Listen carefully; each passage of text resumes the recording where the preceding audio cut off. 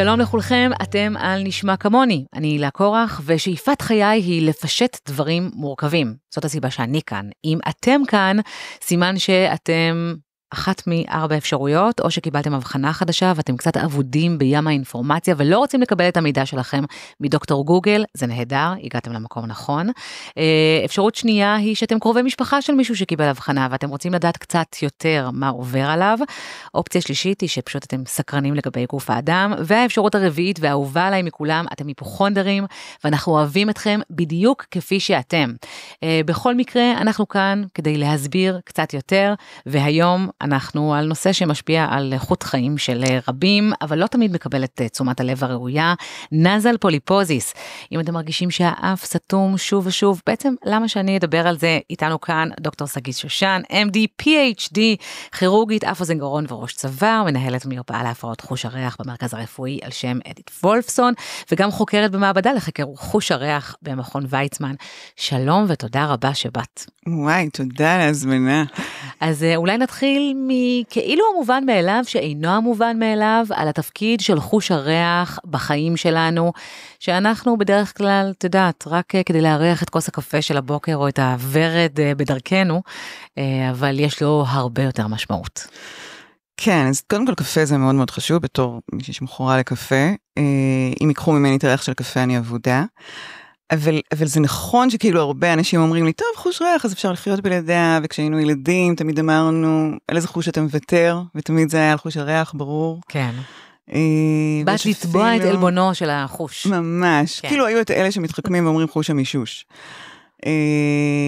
היה איזה מחקר עכשיו בארצות הברית שהתפרסם, ששאלו בני נוער על מה אתם מוותרים בחיים שלכם. אז בגדול הם לא מוותרים על כלום, כמובן. כן.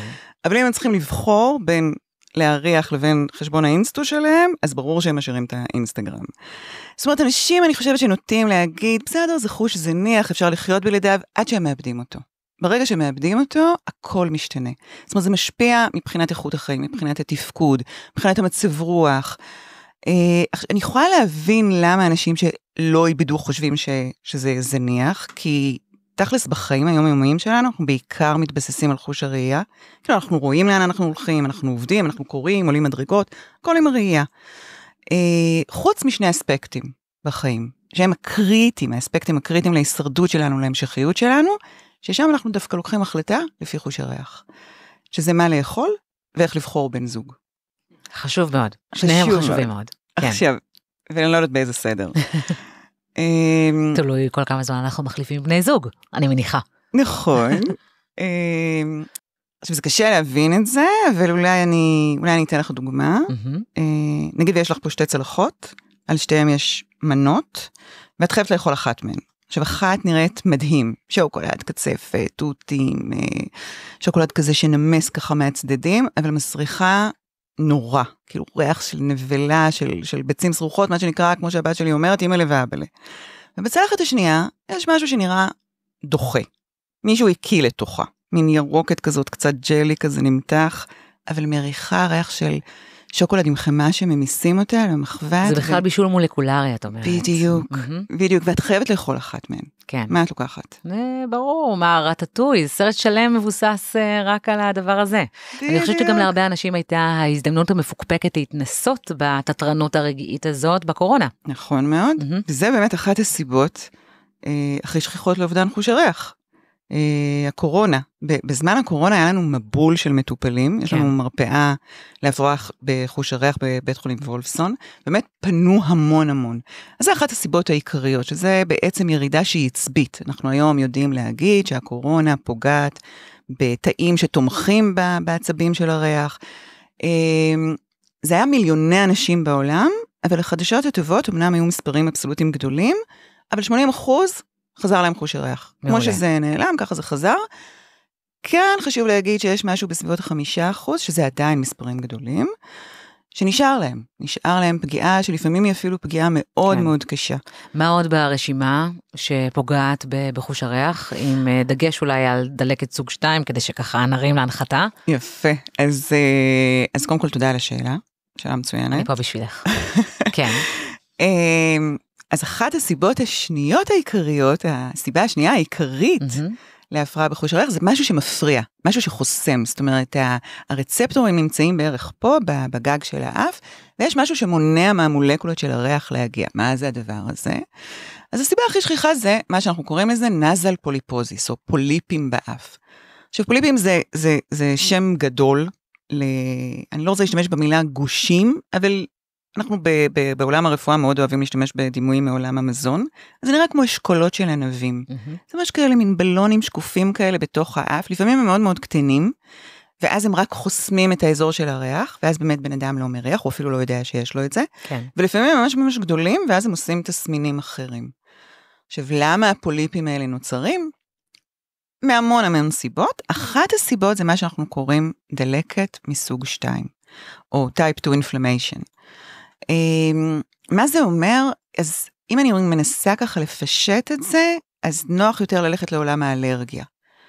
נגיד אם יש פה, אני לא יודעת אם את אלרגית לאבק? לא. אז נגיד אם יהיה פה כמה גרגרים של אבק, אז יכול להיות שיהיה לך איזה אפצ'י אחד קטן, אולי קצת נזלת, קצת טישו, אבל בזה מסתכם. כן. ומי שאלרגי לאבק, הגוף שלו, הוא חושב שהגרגר אבק הזה, זה האויב, ובעצם צריך להילחם בו, ומגייס את כל המערכת, חלק ממערכת הדם, חלק ממערכת החיסונית, להילחם בגרגר אבק הזה, ואז תכלס זה מתבטא בסריה של אפצ'ים, נזלת שהיא כמו מים שיוצאת מהאף, גירודים בגרון, גירודים באוזניים, גירודים בעיניים, המון פעמים יש את התנועה הזאת, וגם כשזה מצב שהוא כרוני, אז הרירית של האף מתחילה באמת להתנפח ולהיות יותר גדושה, ואז נוצרים הפוליפים האלה. הרירית ממש עוברת שינויים, ונוצרת החסימה הזאת המכנית בתוך האף. אז במסגרת הכוכביות, נגיד שדלקת סוג 2, אנחנו קוראים לזה סוג 2 בגלל שיש כל מיני גורמים לדלקות, מחלקים אותם לאיזשהן קבוצות, אנחנו לא נתחיל פה שיעור ברפואה, אבל בגדול, מה שאת מדברת עליו, הרגישות הזאת, היא גורמת לתגובה דלקתית בגוף, ועכשיו נשאלת השאלה, מי מועד לפורענות? זאת אומרת, יש אנשים שהם מועדים יותר לדלקת מהסוג הזה, לנזל פוליפוזיס באופן ספציפי, ומה בכלל השכיחות של נזל פוליפוזיס באוכלוסייה? קודם כל זה מאוד מאוד שכיח, ובדרך כלל האנשים שיש להם את הדלקת מסוג 2, זה אותם אלה שיש להם עוד דברים. כי תחשבי, זה כאילו כל המערכת נלחמת, אז היא נלחמת בכל המדורים. זה עוד דברים, אבל תהי ספציפית? יפה, אז זה גם תופעות של אלרגיה, שיכולות להיות גם בעור, אותם אלה שיש להם אטופיק דרמטיטיס, לדוגמה. זה יכול להיות בכל מערכת הנשימה, ואז זה מתבטא באסתמה, אסתמה שיכולה להיות אפילו מאוד מאוד קשה לטיפול. זה יכול להיות בוושת, ואז יש להם דלקת בוושת. זה יכול להיות גם באף, ואז יש להם את הפוליפים, את האף הסתום, את האי יכולת לנשום דרך האף, את הקול הזה המאנפף, שכל הזמן אומרים להם את המצונן, זאת אומרת, לא מצונן. וזה כל הזמן? זאת אומרת, זה משהו, איזשהו מצב קבוע, כשאנחנו מדברות על התסמינים של נזל פוליפוזיס באופן כללי, עם התלונות שאנשים מגיעים אליהם לרופאה שלהם? כן, זה בדרך כלל, תראי, ברגע שזה מתחיל, כמובן לא נולדים עם זה, אבל ברגע שזה מתחיל, בדרך כלל אנשים מספרים, כן, הייתי מצונן, חשבתי שזה יעבור, ואז עוברים שבועיים, 3, וזה לא עובר, האף שלי סתום, חוש הריח נעלם ולא חוזר, כל הפנים שלי מרגישים גדושות כאלה, יש לי כאבי ראש, יש לי אטימות באוזניים, ולפעמים זה באמת מתלווה לעוד תסמינים שהם בכלל לא ידעו עליהם, כמו תסמינים של אסתמה, של קוצר נשימה, של אלרגיה. לפעמים אנשים מגיעים אלינו למרפאה, ואנחנו בעצם עושים את ההבחנה הראשונית של אסתמה ושל אלרגיה. עד כמה זה משפיע על חיי היום-יום? כי אני מניחה שאם זה היה משהו באמת מאוד מאוד דרמטי, אנשים היו מיד ניגשים להיבדק. אז זה תלוי מה התסמינים. זאת אומרת, אם התסמינים הם קצת קוצר נשימה, או קצת אף סתום, או קצת נזלת, מאוד יכול להיות שאת צודקת שהם לא יבואו ישר להיבדק. ונתן לך דוגמה מהחודש האחרון, בא להיבדק גבר בן 60 בערך, בהיסטריה טוטלית. הוא שף, יחסית שף מפורסם, בעל כמה וכמה מסעדות, היה מצונן איזה שבועיים, חשב שזה יעבור, איבד את חוש הריח. עכשיו מבחינתו, בלי חוש ריח, אובדן כושר עבודה. אובדן כושר עבודה טוטלי. לא מסוגל לעבוד, לא מסוגל לבשל, והוא מתמחה גם במאפים וקונדיטור. זה בהכרח אגב משפיע גם על חוש הטעם, או שיש פה איזושהי נקודה, אין מה לעשות, אבל כשתואמים אז כן מצליחים לזהות טעמים. אז זה בהכרח משפיע על חוש הטעם. תראו, טעם זה חוש נחמד, אבל זה כולה 5 רצפטורים. 5 טעמים. מלוח, מתוק, את לא צריכה להקטין חושים אחרים כדי להגדיל את חוש הריח. סתם. אוקיי. חוש הריח, כן. 400 רצפטורים. כן. עכשיו, אנחנו כמובן, אנשים שאיבדו את חוש הריח, הם אומרים לי, כן, אנחנו תואמים את המתוק, את המלוח, את החמוץ, אבל אין את ה-flavors, אין הטעמים, זאת אומרת, הלחם הוא כמו בצק, האוכל כמו קרטון, הקפה זה לא הקפה, הם ממש מתארים את זה אותו דבר, כאילו הטעמים שטוחים. ואם לחזור באמת לדוגמה שאת השתמשת בשף, זה כמו מוזיקאי מקצועי שמאבד את היכולות השמיעה האקסטרה שלו. נכון, לא מסוגל לבשל. כן.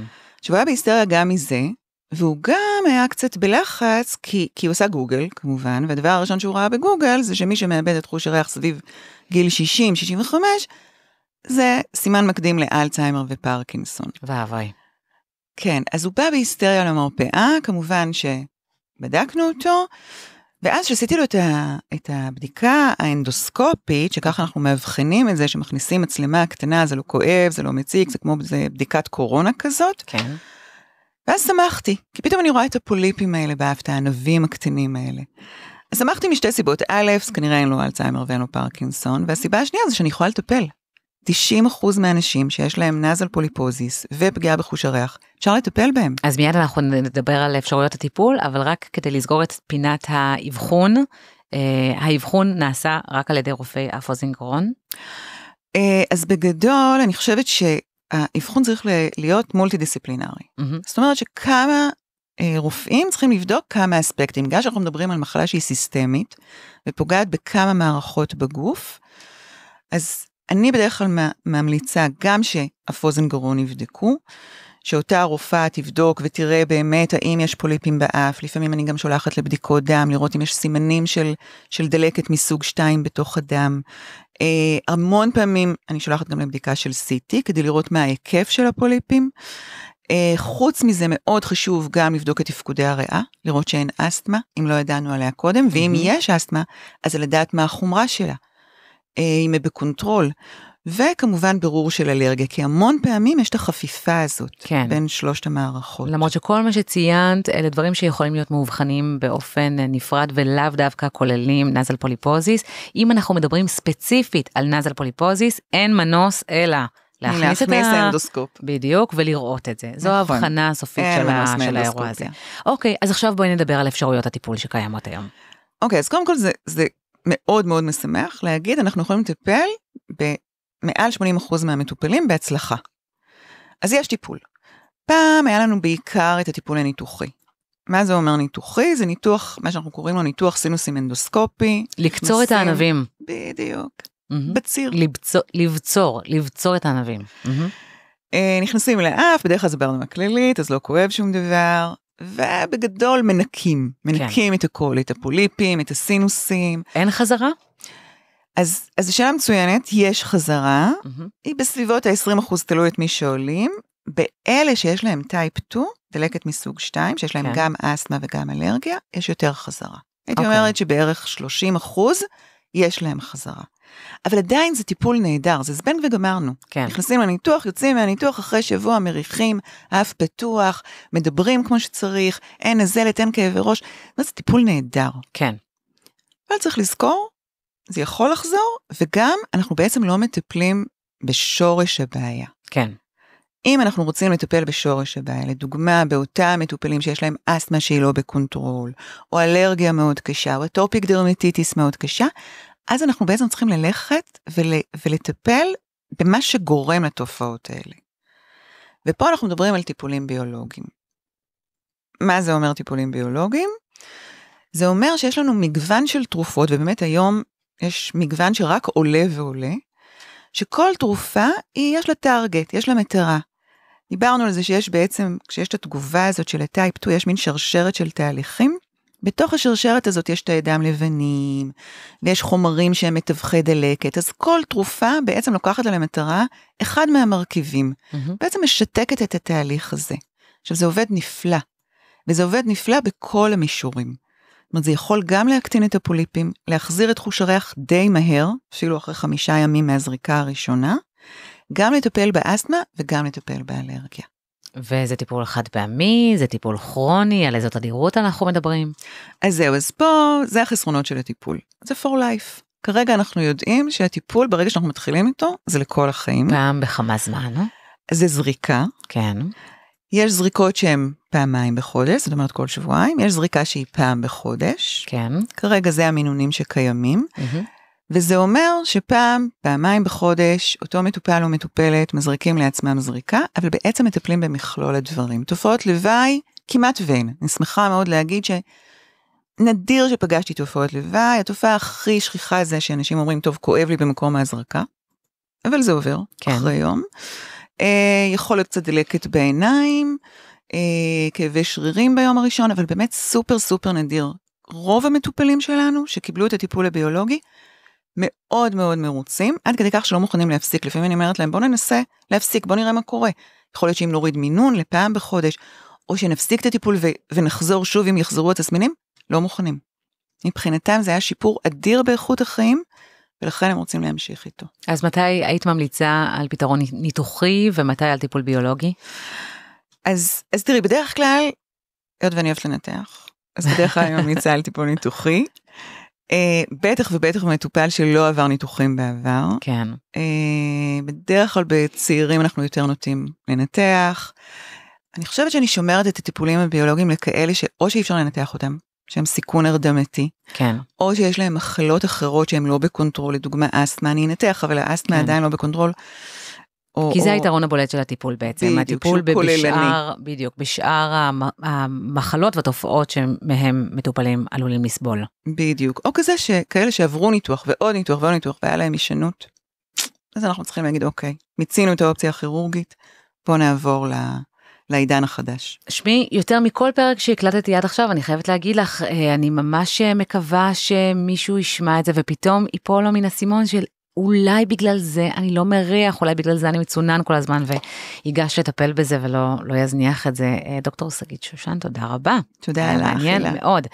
אם אתם חשים בתסמינים, אל תיתנו להם לעבור, זאת אומרת, לעבור מעצמם, אם הם לא עוברים לאורך זמן. לכו, תיבדקו, תטפלו. אתם מוזמנים גם להיכנס לקהילות כמוני, כדי לשמוע ולהתייעץ, וככה לקבל תמיכה מכל הכיוונים. דוקטור שושן, תודה רבה. אתם מוזמנים להצטרף לקהילת נזל פוליפוזיס. אנחנו נשתמע בפרק הבא.